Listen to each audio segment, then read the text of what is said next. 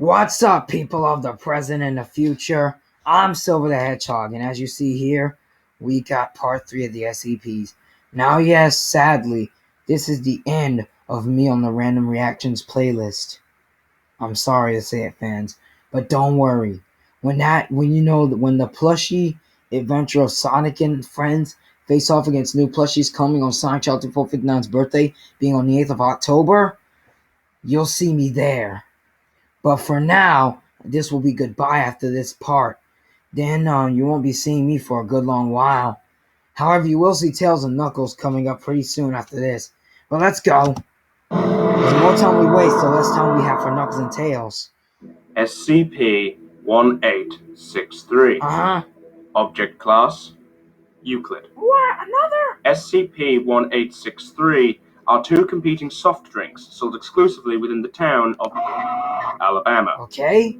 SCP-1863-A is a sparkling lemon-lime soft drink with hydrogen used in place of the dissolved CO2, sold as Lime Liftoff from the Citrox Corporation. Lime Liftoff. SCP-1863-B is a non-caffeinated root beer and cream beverage known as Sarsaparilla Cream, sold by Carl's Caffeine Club. Sarsaparilla Cream? Neither of these organizations have any record of operating within the USA prior to the discovery of SCP-1863. However, the Citrox Corporation reportedly operated out of the city of Luxembourg from 1982 to 1999. SCP-1863-A and SCP-1863-B are both highly addictive, despite having identical composition to equivalent non-anomalous soft drinks. Excuse me. Both SCP-1863-A and SCP-1863-B are capable of reacting to specific phrases, mainly praises or criticisms of the specific qualities of the SCP-1863 instance, such as flavor, chemical content, and appearance. Whoa! Praising the respective SCP-1863 variety while condemning the competing variety appears to dampen the addictive effect. However, criticizing SCP-1863-A or SCP-1863-B while in the presence of the respective instance can lead to various chemical reactions, such as pH fluctuations, combustion, or solidification when introduced to the human digestive tract. Combustion, explosion. Both varieties of SCP-1863 are highly mutagenic, capable of drastically altering the functions of human organ systems. SCP-1863-A mutates the diaphragm, causing it to act like a flotation bladder. What? It is capable of inflating with hydrogen gas, either from the atmosphere or from SCP-1863-A. So you have to drink that allows for humans who have imbibed a sufficient quantity of SCP-1863-A to float up to 3 meters above the ground. You have to drink it to do that? Failure to regularly imbibe SCP-1863-A after drinking it results in the diaphragm collapsing, leading to suffocation without mechanical assistance. As well as death. SCP-1863-B instead targets the respiratory and circulatory systems and removes the necessity for respiration, allowing the human body to function without the need for oxygen. That's not good. Instead relying on carbonation from SCP-1863-B or carbon dioxide from the atmosphere to perform bodily functions. Carbon dioxide from trees, Subjects who have drunk a sufficient quantity of SCP-1863-B are capable of indefinitely staying in environments where a human being cannot survive without a breathing apparatus, such as underwater, in gas chambers, or at high altitudes without any detrimental effects. And don't forget space. Failure to regularly drink SCP-1863-B after drinking it for the first time results in the inability for oxygen to be used in the body. And as the body cannot intake carbon dioxide without assistance from SCP-1863-B, death inevitably results within 24 hours of last consumption of SCP-1863-B. Oh no! Furthermore, SCP-1863-A drinkers will be highly aggressive towards individuals who have drunk SCP-1863-B at any point in their life, or vice versa, with the converse being true for individuals who have drunken SCP-1863-B. Against A. If an individual drinks both SCP-1863-A and SCP-1863-B within an 89-hour period, What? an anomalous chemical reaction will occur between the hydrogen and carbon dioxide in the two drinks, causing the digestive system to inflate, and finally... Well, I mean, I guess they didn't tell us that part, but I'm guessing it said swell up and pop, or just, inflate and then blow up. I don't know. Number 2? I hope that's not right. SCP-458. Object Class Safe. Bang. SCP-458 is a large-sized pizza box from Little Caesars of their hot and ready variety. We've never heard It's made of simple cardboard, measures 25 inches, and weighs about 20 to 20.49 grams, depending on toppings. As a result of the unusual nature of SCP-458, measurement of weight is inconsistent.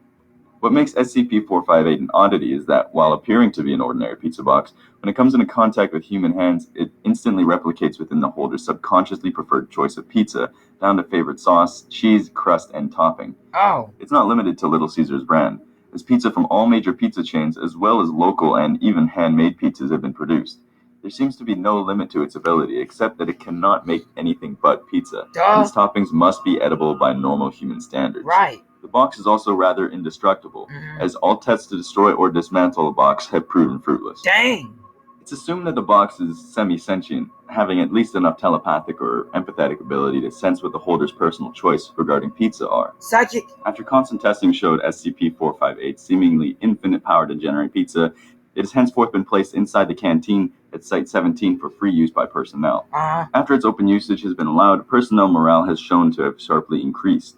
SCP-458 is considered safe and therefore stored in the staff canteen at Site-17 with no access restrictions required. Fire rainbow music in the background. But that pizza box is indestructible, and Sonic Shelter 459's dad can break any box except for that one. SCP-871. Object Class Keter. There we go! SCP-871 is a collection of 237 cakes. Why'd it have to be cake? Instances of SCP-871 vary widely in appearance and size, covering the entire range of foods described by humans as cake. Why did it have to be cake? The smallest observed instance of SCP-871 was a miniature cupcake of a mass of 15 grams. The largest yet observed was a 22-kilogram bonkachin measuring 2 meters in length.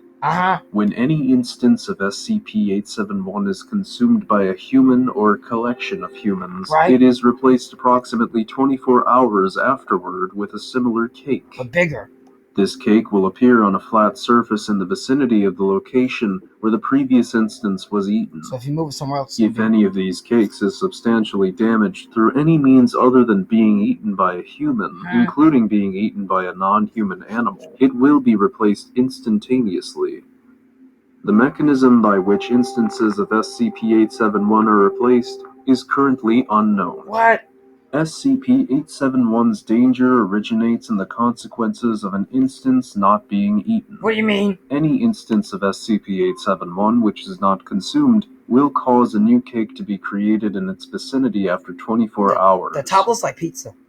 While this is similar to its normal replacement behavior, the original instance will continue to exhibit the same properties, replicating if damaged and continuing to replace itself every 24 hours.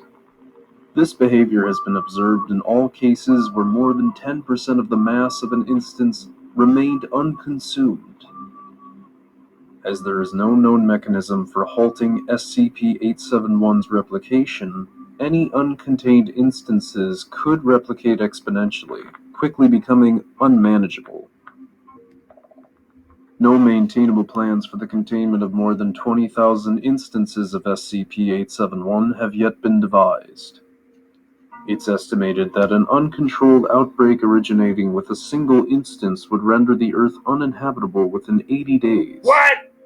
Each reoccurrence of SCP-871 is maintained within a separate, locked concrete cell on a metal platter, permanently affixed to the surface of an immovable table. No way! Each cell housing reoccurrence of SCP-871 is to be monitored on a 24-hour basis via controlled circuit camera, with individual feeds checked every 15 minutes. Pizza top. Upon creating an instance of SCP-871, 3 Class D personnel are to be escorted by armed guards to its cell, where they are to be sealed in with the instance and induced to consume it. Right. No more than 1 hour may be spent performing this task. In cases where additional motivation is needed, the termination of one of the Class Ds assigned to an instance of SCP-871 is authorized. Upon completion of the consumption of an instance, no participants may exit its cell until both they and the room have been thoroughly searched to confirm that no portions remain. Right? The platter, table, and room are cleaned in the preparation of the next instance. Great. Just awesome. So, team, that was the third and final part. And just let me tell you, I don't know if it was SCP-498. I think that's what it was called, but that one was like a pizza box similar to Little Caesars.